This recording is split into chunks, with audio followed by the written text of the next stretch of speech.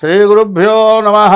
హరి ఓం. ఆదిత్యోర్కో రవిర్భానుర్భాస్కరశ్చ దివాకరః మార్తాండః సవితా హేళిస్తీక్ష్ణాం శృణ్మిహిరో రవిః. గురుర్బ్రహ్మా గురుర్విష్ణుః గురుదేవో మహేశ్వరः గురు సాక్షాత్ పరబ్రహ్మ తస్మై శ్రీగురవే నమః. 2024 మార్చి నెల 1వ తారీఖు నుండి 15వ తారీఖు వరకు పక్ష ఫలితాలు 15 రోజుల యొక్క ఫలితాలు. మొదటిగా మనం ఇప్పుడు మేషరాశి ఫలితాలు చెప్పుకుందాం.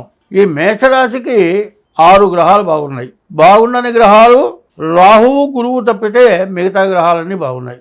అంటే మిగతా అన్ని గ్రహాలు రవి దగ్గర నుంచి మిగతా గ్రహాలు శని వరకు బాగున్నాయి. ఇప్పుడు రవి ఆరోగ్యకారకుడు, వ్యాపారకారకుడు, వృత్తిరీత్యా అన్ని రకాలుగా బాగుంటుంది.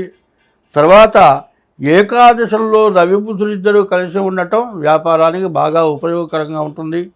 ఏకాదశంలో శని ఉండటం చేత ఇనువుకి సంబంధించిన వ్యాపారాలు కానీ, తర్వాత శుక్రుడు దశమంలో ఉండటం, కుజుడు దశమంలో ఉండటం చేత ఇల్లు కొనుక్కుంటానికి కానీ కట్టుకుంటానికి కానీ అన్ని రకాలుగా కూడా చాలా బాగుంది.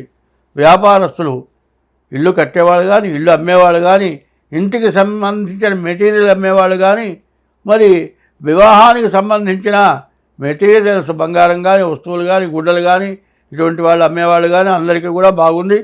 వివాహం చేసుకుంటానికి కూడా చాలా బాగుంది. కుజుడు వల్ల ఇంతకుముందు ఉన్నటువంటి అనారోగ్యం ఉంటే పోతుంది.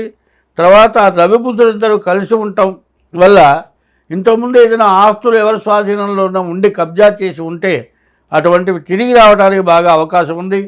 ఎక్కడైనా ఎవరికైనా ఇచ్చిన డబ్బులు తిరిగి రాక ఇక రావేమో అనుకునేటువంటి పరిస్థితుల్లో ఉన్నవి కూడా తిరిగి రావడానికి బాగా మంచి అవకాశం ఉంది. ఈ 12 రాశుల్లోకి కూడా ఈ రాశి చాలా బాగుంది. అయితే అన్ని రకాలుగా బాగుంది, ఒక్క రకం మాత్రం బాగాలేదు.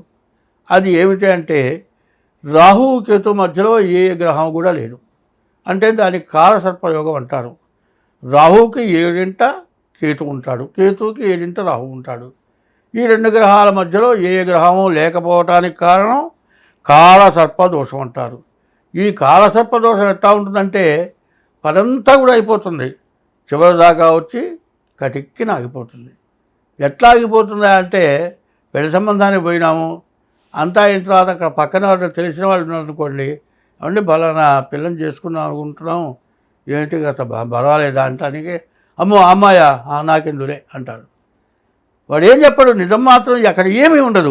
వాడి స్వభావం ఏంటంటే వాడు కొంపలు ముంచడం, మనుషుల్ని ఇబ్బంది పెట్టడమే వాడి స్వభావం. ఈ రాహుకేతువులు అట్లాంటి వాళ్ళు. అట్లా అనేటప్పటికల్లా చివరికి మానుకోవడం జరుగుతుంది. అదే కాదు, మన సొంతగా చేసుకున్నా కూడా కొన్ని సమస్యలు రావడానికి, వివాహానికి చాలా ఇబ్బందులు మాత్రం తప్పవు. కాబట్టి పిల్లవాడి జాతకం చూసుకోవాలి. వాళ్ళ కాలసర్పదోషం కానీ, కుజదోషం కానీ, ఆ పిల్లాడికి షష్టాష్టకాలు కానీ ఇట్లాంటివి కనుక ఏవైనా ఉండేటట్లయితే అవి జాగ్రత్తగా చూసుకొని వివాహం చేసుకోవటం చాలా మంచిది. మిగతా గ్రహాలన్నీ బాగుండటం వల్ల వివాహాది, ఇల్లు కట్టుకుంటానికి, వ్యాపారానికి, ఉద్యోగానికి, విదేశీయానాలకి అన్నిటికీ పాత అప్పులు రావటానికి ఇవన్నీ కూడా చాలా బాగున్నాయి. అయితే రాహుకేతువుల వచ్చే నష్టం ఏంటంటే అంటే ఎవరికన్నా నమ్మి నోటి మాటతో ఎవరికైనా డబ్బులు ఇచ్చామంటే రావు. నమ్మి చెడకూడదు, నమ్మితే చెడిపోతారు. ఇప్పుడు జాగ్రత్తగా దానికి తగినట్లుగా ప్రవర్తిస్తే ఇచ్చిన డబ్బులైనా వస్తాయి, వివాహాలు శుభకార్యాలైనా బాగుంటాయి. ఇట్లా కాకుండా జాగ్రత్తగా చూసుకోకుండా ఇష్టం వచ్చినట్లు కనుక చేసినట్లయితే వివాహం బంధం నిలబడకుండా విడిపోయేటువంటి పరిస్థితులు వస్తాయి. అదొకటి తప్పితే అంతా బాగుంది. కాబట్టి ఈ రాశి వాళ్ళు ఏం చేయాలంటే రాహువుకి 18,000 జపం, కేతువుకి 7,000 జపం చేయించుకొని, మరి రాహువుకి మినువులు, కేతువుకి ఉలవలు దానం ఇవ్వండి. మీకు అన్ని విధాలా చాలా బాగుంటుంది.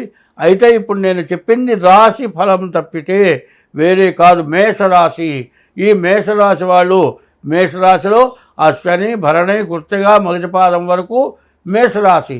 అశ్వని 4 పాదాలు, భరణి 4 పాదాలు, కృత్తిక 1 పాదం, ఈ 9 పాదాలు కలిసి ఈ మేషరాశి. ఈ మేషరాశిలో పుట్టిన వాళ్ళకే ఇది వర్తిస్తుంది.